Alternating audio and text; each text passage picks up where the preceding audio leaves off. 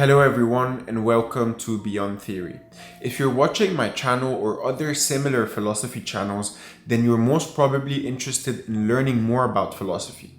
You might even be interested in reading more yourself, primary text or introductory text. And this is completely normal, and this is even a great step into the right direction. However, you might be facing a common problem that we all faced when starting this journey. You don't know where to start. This is completely normal. I was there and I had the same problem. Because from the outside, philosophy can appear extremely intimidating and overwhelming. Because you have all these different domains and authors and books, and you have thousands of books and jargon, so you feel completely lost. And you feel like it's a mission impossible. You'd never be able to grasp anything about philosophy. But what if I told you that by reading short and accessible books, you can perfectly immerse yourself into the greatest minds of philosophy? And this is exactly the aim of today's video. I want to share with you 10 short and accessible books that you can read in 10 days to perfectly introduce yourself gradually into philosophy and actually developing a love for it. This is the aim of the video, so let's get started. Stick to the end, take notes, and get ready to develop a new hobby. So the first book I recommend is Seneca's On the Shortness of Life. It's a wonderful book written by one of my favorite philosophers. Seneca was a famous playwright, was one of Rome's wealthiest men, was a political advisor. He was doing many things at the same time, and you can feel the experience and the wisdom in his writings. Seneca had an extremely turbulent life, filled with illness, exile, and ended with execution. What makes Seneca a perfect start in your philosophy journey is that he's extremely accessible and straightforward philosopher. His writings were supposed to be sent to a friend called Lucilius. They were letters, which makes them extremely accessible, engaging, and straightforward, and also practical. You feel like he's directly talking to you. He's your mentor. He's giving you personal and practical advice in your life. So it really takes the complex notion out of it, and it makes it very accessible to anyone and very also practical. You can immediately connect with what he's saying and start applying it in your daily life. He mainly talks in this book about the value of time, the importance of only engaging in meaningful activities and nothing really meaningless, or not wasting our time with meaningless pursuits. He will definitely create a sense of urgency in your life that will push you to do more, to start taking things more seriously, to be more intentional in everything you do, to live more in the present moment, seize every opportunity. This is the type of book that will really have a lasting impact in your life. So perfect introduction for Stoicism in general, and definitely I'll put it first book to read in your philosophical journey. After reading Seneca's On the Shortness of Life, I recommend you to continue with Epictetus Enchiridion, also known as the Handbook or the Guidebook. I'm definitely not recommending the whole book because this is the complete works of Epictetus by Robin Waterfield. It's definitely a good idea to buy the complete works, but I'm only recommending you to start with the Handbook, which is barely 20 to 30 pages long. Incredible collection of writings. It contains the wisest teachings, and it contains, I think, the core elements of Epictetus's philosophy. You will see that his style is also quite straightforward. He's teaching students, so you can feel that he's really being as straightforward as possible, even though I sometimes consider Epictetus to be one of the hardest to understand among the Stoics, so among Seneca and Marcus Aurelius, let's say, and even Musonius Rufus. So yeah, definitely a good addition to the list, especially after Seneca. It talks a lot about the importance of mindset. He's famous for the dichotomy of control, separating things into things we can control, things we can't control. So a lot of wisdom on mindset, on perception, on discipline, on purpose. A wonderful book, and I think by reading both Seneca and Epictetus, it will give you a perfect kickstart, especially a very encouraging one, because you'd have acquired a lot of practical tips that you will definitely see a quick impact in your daily life. So definitely encouraging start, and we are going to follow up with then more theoretical introductions after these two practical books to maybe immerse ourselves more in the questions of philosophy and even the problems of philosophy. So the third book on the list is Bertrand Russell's The Problems of Philosophy. Russell was a famous British philosopher, was also a mathematician, is considered one of the most influential philosophers or thinkers in general of the 20th century, very clearly, and he won his Nobel Prize for literature for all his philosophical work.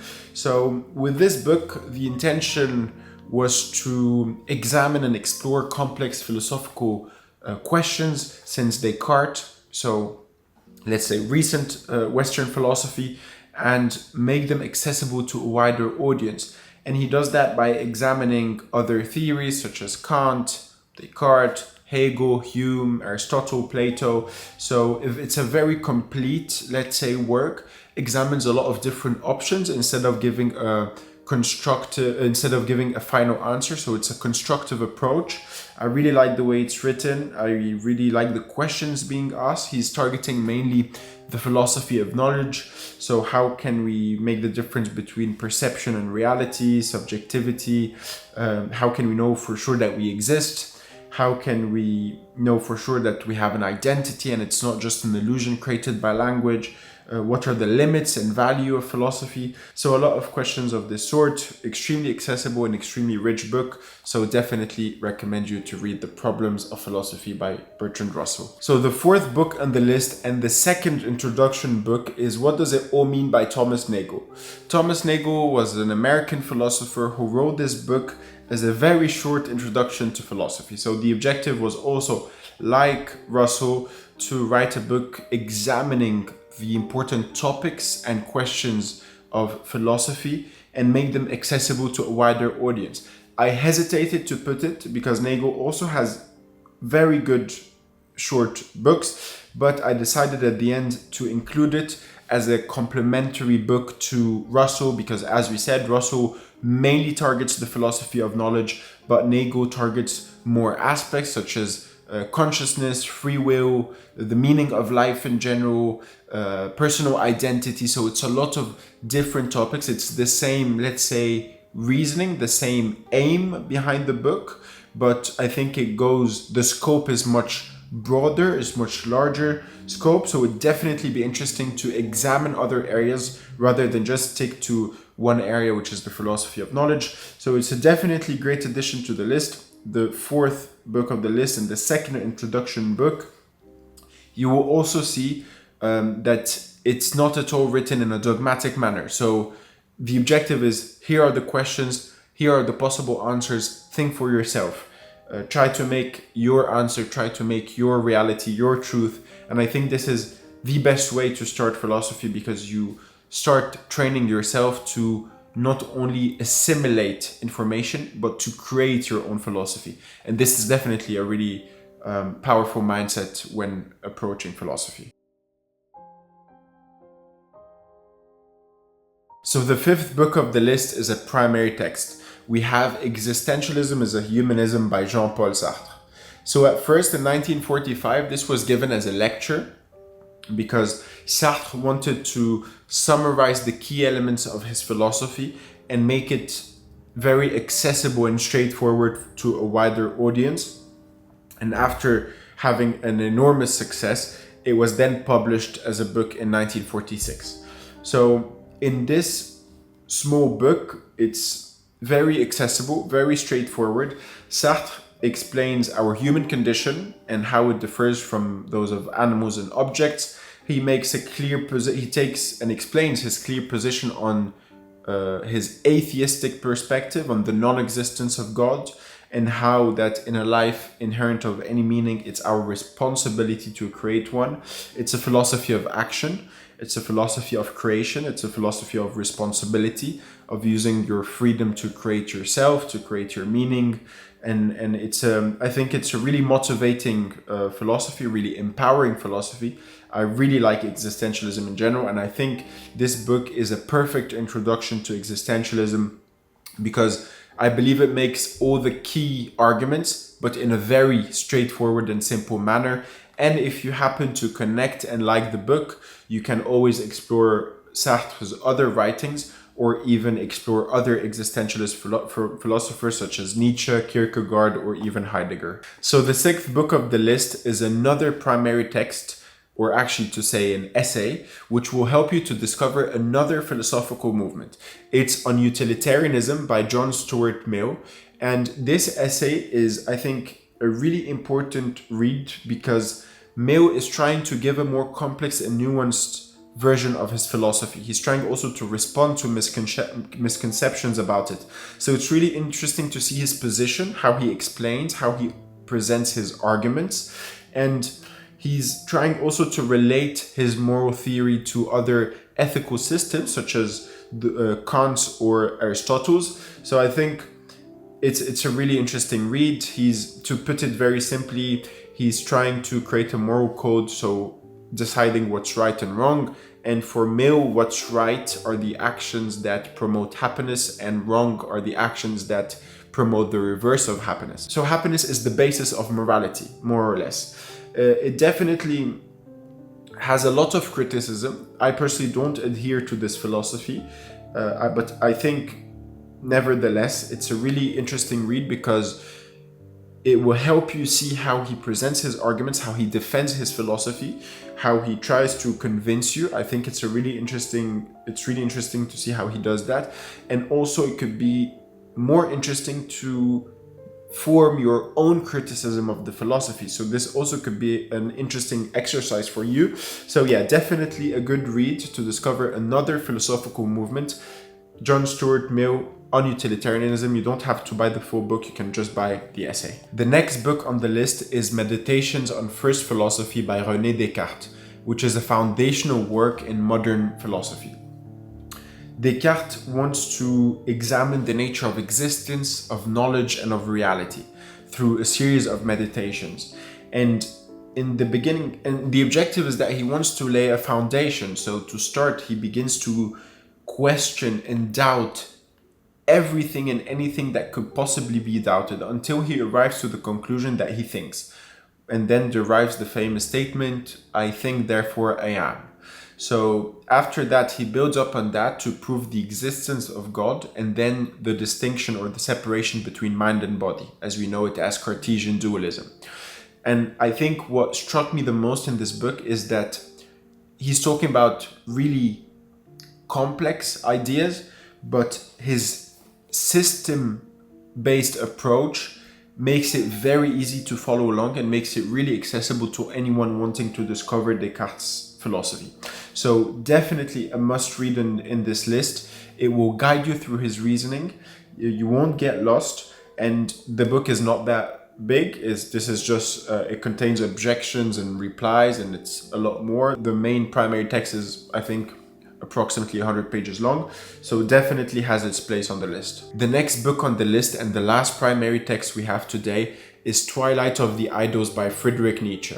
It's also called How to Philosophize with a Hammer, and you can definitely understand very quickly when you read the book why he called it like that. It's extremely true to its title, because Nietzsche wants to challenge every possible conventional way of thinking and all the old norms. He's really smashing with a hammer all these old philosophies and old ways of perceiving the world and perceiving moral systems. So he's trying to destroy all that by criticizing Socrates, Plato, Schopenhauer, Hegel, Kant, Christianity, even Victor Hugo. So everyone is criticized, and you can see how he does that. He does that very well. His arguments are convincing. His arguments are very well put. So very interesting read. I really love this book, and I think his aphoristic style makes it accessible, even though it might appear a bit difficult at first. But the fact that you can just pause after reading every paragraph to reflect, take some notes, to do your research, to read it again, makes it an interactive read. And it's definitely a good introduction for Nietzsche, because even though it was written at the end of his life, he talks a lot about other themes that he discusses more in detail in other books. So by reading Twilight of the Idols, you would have already an overview of his style of writing and Nietzsche's ideas and philosophies in general.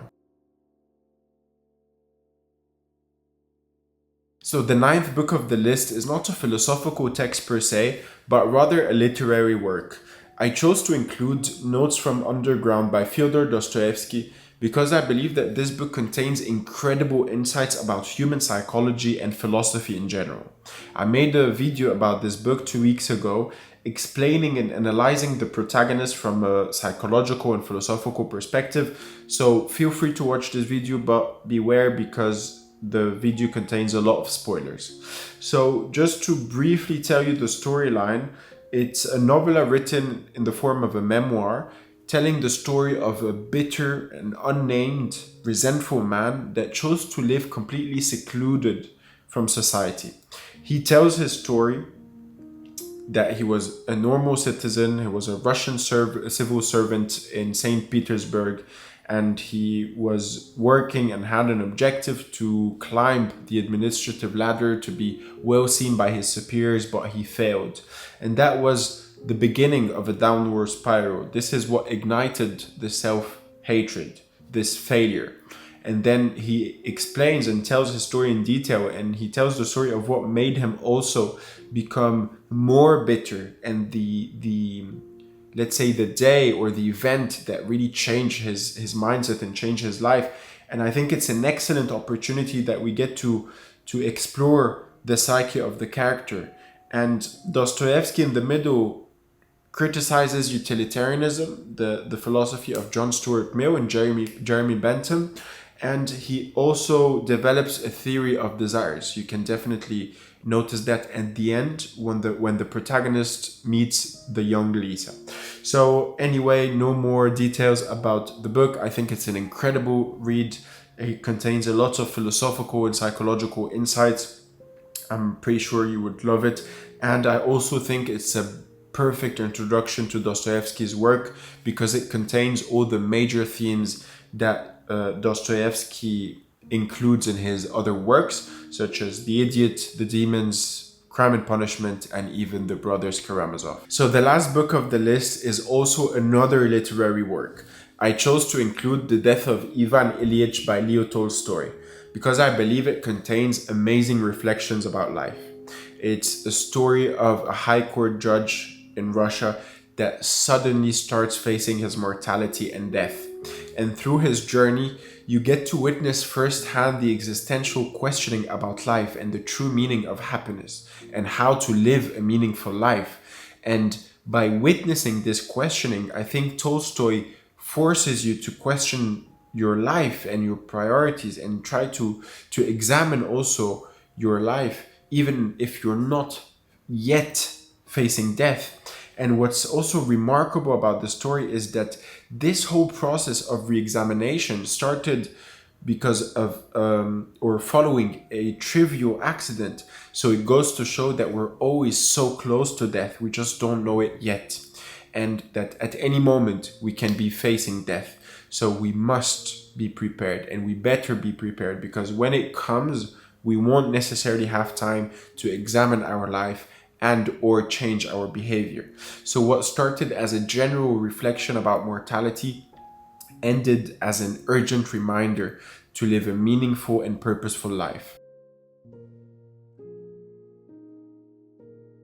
Thank you for watching until the end. I really hope that this video motivates you to buy the books and start reading philosophy. Remember that this is not an exhaustive list. By making this list, my aim is to simplify the starting process. I want to take the decision fatigue away from the process, so now all you got to do is just buy the books, sit down and read them. It would really be an honor for me if you look back and you say that you started reading philosophy because of this video. Best of luck in your journey.